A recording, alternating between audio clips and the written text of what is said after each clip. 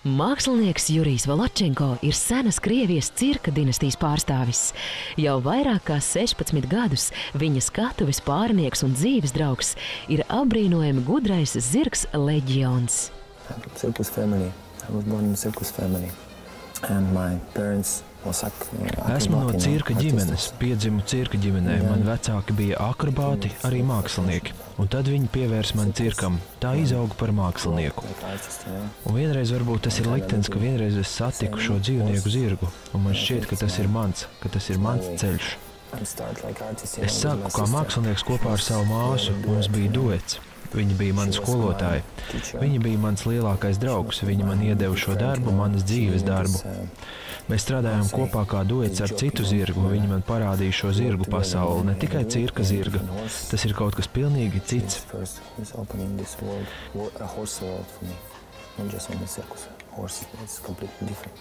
Izpildījuma maniere un manēžā demonstrētie triki māksliniekiem nesuši slavu visā Eiropā.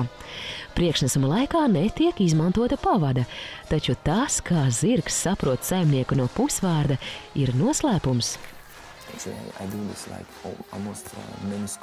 Es to daru pēc vecās baraku skolas parauga, klasiskās, nevis kā sportu. Man nav svarīgi izpildīt perfektus trikus, nē. Es gribu vēl interesantāk, varbūt mēs neizdarām tik labi, varbūt tikai mazliet, bet vēl vairāk interesanti.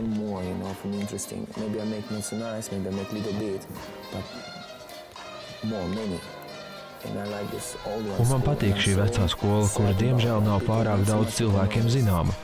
Patiesībā šie mūsu triki ir no vecās skolas, bet dažus trikus es padaru īpašus.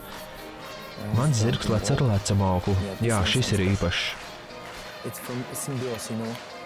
Tas ir ciešs kontakts, tas, kā tu sniedz viņam uzmanību, trenējies ar viņu. Es viņu neņemu šādi un nesaku, dari to. Viņš to dara viens pats. Un tas ir ļoti svarīgi. Es domāju, ka šādi ir pareizi.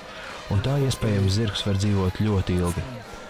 Pieredzējušais cirka mākslinieks atzīst, ka kaut gan apmācāms ir jebkurš zirgs, Leģionā tomēr ir kaut kas īpašs. Appusēja uzticēšanās un ciešs emocionāls kontakts abiem ļauj radīt brīnumus manēžā.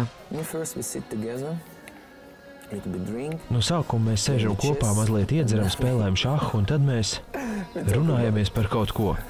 Jā, viņš ir ļoti īpašs. Leģionam ir ļoti drosmīga sirds. Tiešām. Un viņš ir ļoti gudrs. Un viņš patiešām ir mākslinieks. Tas ir vairāk kā sajaukt trikus. Viņš ir mākslinieks. Es negribu teikt, ka tas ir kas īpašs, es un mans zirgs, jo pasaulē viss ir privāts. Tas ir nedaudz garīgi. Tas ir kā vīrietis ar dāmu. Vēl es pamēģināšu viņam iemācīt runāt, bet vāciski.